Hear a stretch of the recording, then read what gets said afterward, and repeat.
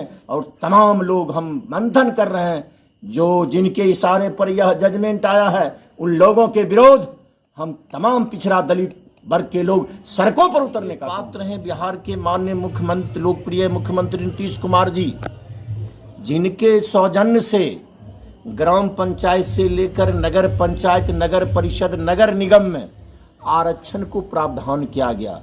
अगर आरक्षण नहीं होता तो उमेश ठाकुर नहीं आते, सुरेंद्र महतो नहीं आते, धनिकलाल दास नहीं आते, महादेव साव जैसे लोग मुखिया नहीं बन पाते, पंचायत समिति नहीं बन पाते और जिला परिषद नहीं बन पाते। न्यायपालिका भी खतरे में है, इस देश का न्यायपालिका भी खतरे में है। इससे आप समझ सकते हैं किनके इशारे पर यह चुनाव स्टे हुआ है, क्यों करवाया गया है।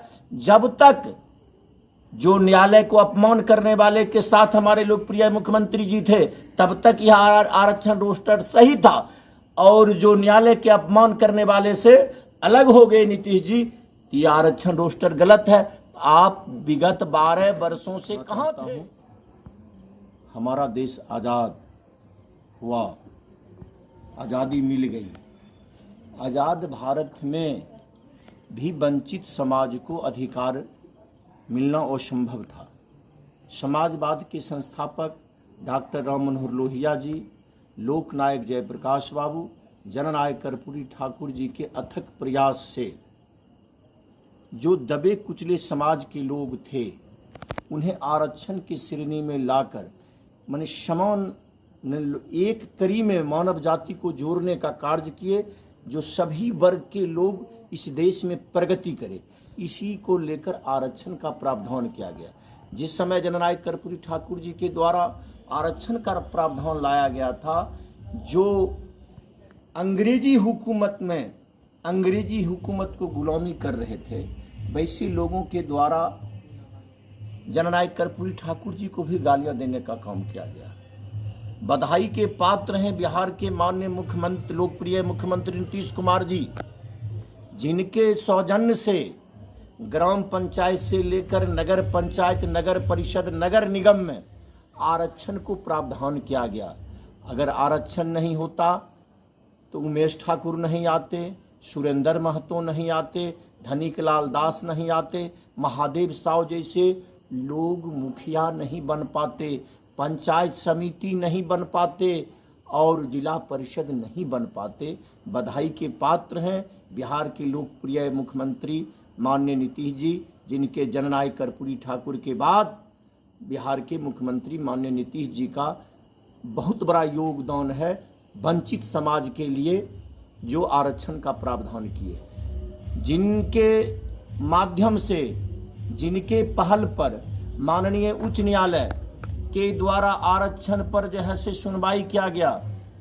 आरक्षण के संबंध में चुनाव को स्टे करवाया गया, टाइम डिटेंशन करवाया गया है। 16 पेज का जो जजमेंट आया है, इसमें टाइम का डिटेंशन किया गया है। जो चुनाव होगा, लेकिन फिलहाल 10 और 20 अक्टूबर को जो चुनाव होने वाला है, इस तिथि को नहीं होगा। न्यायालय को भी हम सम्मान करते हैं, इसलिए सम्मान करते हैं बाबा साहब डॉक्टर भीमराव अंबेडकर के द्वारा यह रचित संविधान है। संवैधानिक दायरे में न्यायपालिका, कार्यपालिका, विधायिका, पत्रकारिता 4 स्तंभ हैं, जिसमें एक स्तंभ हमारे न्यायपालिका भी हैं, जिस न्यायपालिका के अंतर्गत हम लोगों को हर चीज़ का अधिकार है और न्यायालय का विशेष अधिकार है।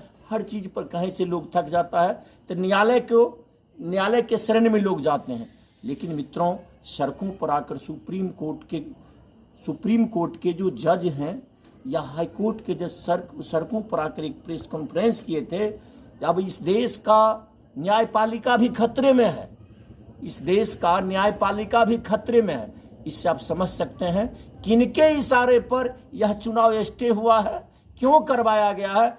जब तक जो न्यायालय को अपमान करने वाले के साथ हमारे लोकप्रिय मुख्यमंत्री जी थे, तब तक यह आरक्षण रोस्टर सही था, और जो न्यायालय के अपमान करने वाले से अलग हो गए नीतीश जी, ये आरक्षण रोस्टर गलत है। आप विगत 12 वर्षों से कहां थे, या जो भी इस तरह के पहल करने वाले माननीय लोग हैं, मैं नाम नहीं लेना चाहता हूं, जिनके इशारे पर ये नगर पंचायत, नगर परिषद और नगर निगम की बात नहीं है, इस देश के तमाम जो शोषित, पीड़ित, दलित, वंचित वर्ग के लोग हैं उस पर आघात पहुंचाने का काम किया गया है, जिसके विरोध में तमाम जो इस वर्ग के लोग हैं, जो बाबा साहब डॉक्टर भीमराव अंबेडकर को मानने वाले लोग हैं, लोकनायक जयप्रकाश बाबू को मानने वाले लोग हैं, डॉक्टर राम मनोहर लोहिया साहब को मानने वाले लोग हैं,